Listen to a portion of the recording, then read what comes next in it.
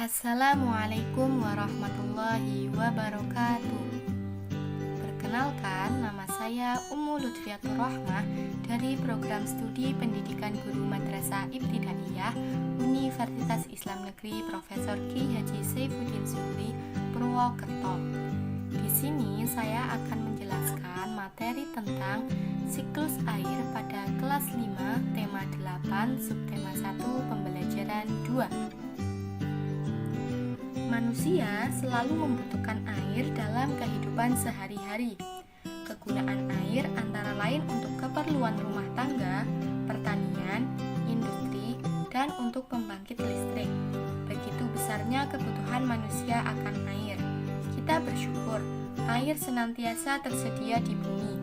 Oleh karena itu, manusia seharusnya senantiasa bersyukur kepada Tuhan Pencipta alam. Mengapa air selalu tersedia di bumi? Air selalu tersedia di bumi karena air mengalami siklus. Siklus ini disebut dengan siklus air atau daur air. Apa itu siklus air? Siklus air merupakan sirkulasi atau perputaran air secara terus-menerus dari bumi ke atmosfer. Siklus air ini terjadi melalui proses penguapan, pengendapan, dan pengembunan. Bagaimana proses terjadinya siklus air?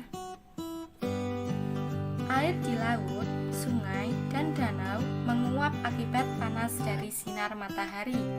Proses penguapan ini disebut evaporasi. Tumbuhan juga mengeluarkan uap air ke udara. Uap air dari permukaan bumi naik dan berkumpul di udara. Lama-kelamaan, udara tidak dapat lagi menampung uap air jenuh. Proses ini disebut presipitasi atau pengendapan. Ketika suhu udara turun, uap air akan berubah menjadi titik-titik air. Titik-titik air ini membentuk awan.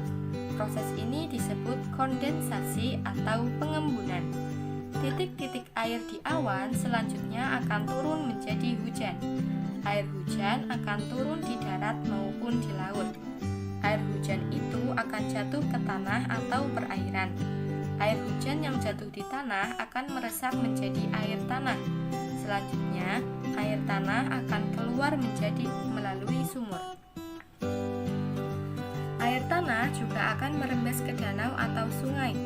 Air hujan yang jatuh ke perairan, misalnya sungai atau danau, akan menambah jumlah air di tempat tersebut. Selanjutnya, air sungai akan mengalir ke laut. Namun, sebagian air di sungai dapat menguap kembali. Air sungai yang menguap membentuk awan bersama dengan uap air dari laut dan tumbuhan. Proses siklus air pun terulang kembali. Dari proses siklus air itu dapat disimpulkan bahwa sebenarnya jumlah air di bumi secara keseluruhan cenderung tetap, hanya wujud dan tempatnya yang berubah. Dan selanjutnya, tahap siklus air. Siklus air memiliki 9 tahap. Yang pertama yaitu evaporasi. Siklus air yang pertama dimulai dengan proses evaporasi atau penguapan. Penguapan adalah proses perubahan molekul cair menjadi molekul gas. Proses penguapan ini dibantu secara alami oleh panas matahari. Sinar matahari yang menyinari tanah, sungai, danau, dan laut akan menyebabkan air menjadi uap air dan menguap ke atmosfer. Yang kedua, transpirasi. Selain penguapan air secara langsung, tumbuhan dan hewan juga melangsungkan penguapan. Proses ini dinamakan transpirasi. Tumbuhan menyerap air melalui akar, kemudian digunakan untuk proses fotosintesis. Lalu, uap air dikeluarkan melalui stomata. Sedangkan pada hewan, penguapan dapat terjadi ketika hewan mengonsumsi air, kemudian melakukan pernapasan yang menghasilkan uap air. Yang selanjutnya, evapotranspirasi. Gabungan antara evaporasi dan transpirasi disebut evapotranspirasi. Jadi, evapotranspirasi adalah penguapan air yang terjadi di permukaan bumi. Yang selanjutnya, sublimasi. Di wilayah kutub, baik kutub utara dan selatan, serta wilayah yang banyak terdapat lapisan es akan mengalami proses sublimasi. Sublimasi ialah peristiwa berubahnya es menjadi uap air tanpa menjadi zat cair terlebih dahulu. Yang selanjutnya, kondensasi. Kondensasi adalah proses berubahnya uap air menjadi cairan. Fase ini terjadi apabila uap air yang naik menuju atmosfer berada pada titik tertentu, kemudian berubah menjadi titik-titik air. Titik-titik air inilah yang menjadi awan jika berkumpul di udara. Semakin banyak kumpulan titik-titik air, maka akan menyebabkan awan tebal dan hitam. Selanjutnya, adveksi. Awan yang telah terbentuk pada fase sebelumnya akan berpindah menuju lokasi lain karena pengaruh angin dan perbedaan tekanan udara. Jadi, adveksi ini adalah proses berpindahnya awan. Adveksi menjadikan awan-awan menyebar dan berpindah tempat. Misalnya, awan di wilayah lautan berpindah ke wilayah daratan. Yang selanjutnya, presipitasi. Awan yang terbuat dari titik-titik air dan telah melewati fase adveksi kemudian akan mengalami fase presipitasi. Presipitasi adalah proses turunnya hujan atau proses mencairnya awan akibat suhu udara yang tinggi. Yang selanjutnya, runoff. Peristiwa hujan yang jatuh ke permukaan bumi dan terjadi di wilayah dataran tinggi, misalnya hujan di daerah hulu sungai, akan menyebabkan air mengalir ke daratan yang lebih rendah, sehingga proses runoff dapat diartikan adalah proses bergeraknya air. Dan yang terakhir, infiltrasi. Air hujan yang jatuh ke permukaan bumi tidak seluruhnya langsung menuju ke danau, sungai, dan lautan.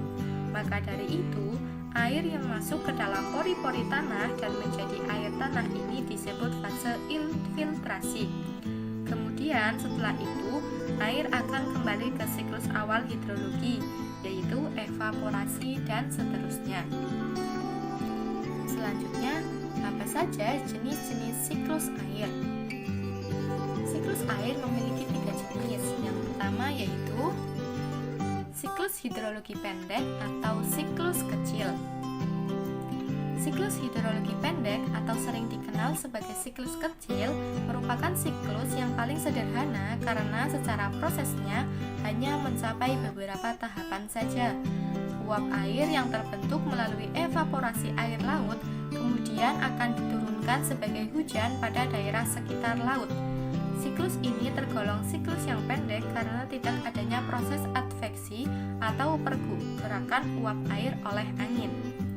Proses terjadinya siklus hidrologi pendek yang pertama, sinar matahari memberikan energi panas pada air laut sehingga menyebabkan air laut menguap dan kemudian berubah menjadi uap air. Selanjutnya, setelah mengalami penguapan, uap air akan mengalami kondensasi atau pengembunan dan menjadi awan yang mengandung uap air. Yang ketiga, awan yang terbentuk kemudian mencapai titik jenuh sehingga akan menyebabkan terjadinya hujan di permukaan laut. Air hujan yang turun di permukaan laut kemudian akan mengalami siklus kembali, dimulai dari penguapan air sampai turunnya hujan lagi.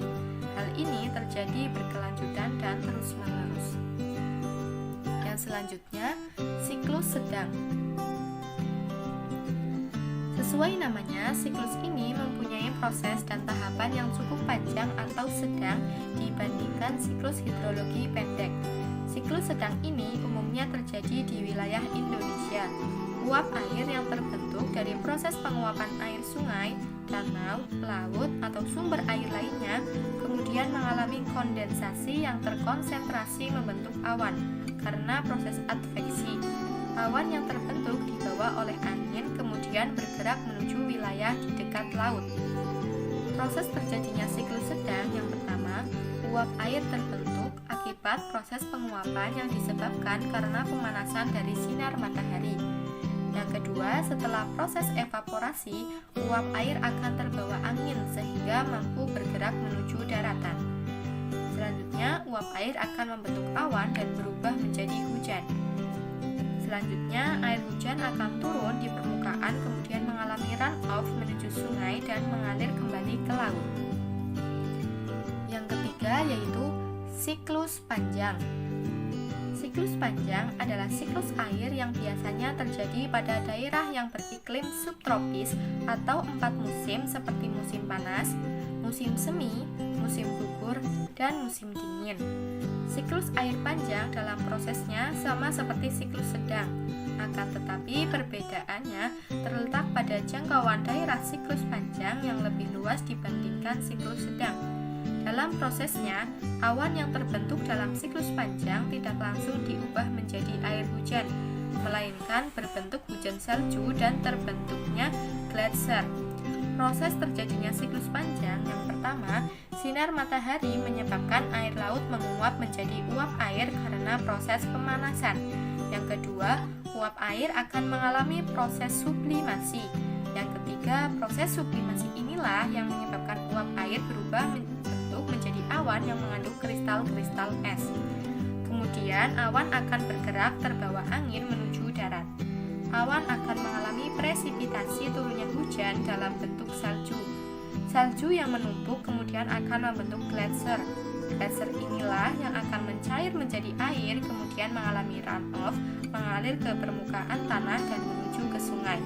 Air yang mengalir ke sungai akan diteruskan menuju laut. Itulah tadi penjelasan mengenai siklus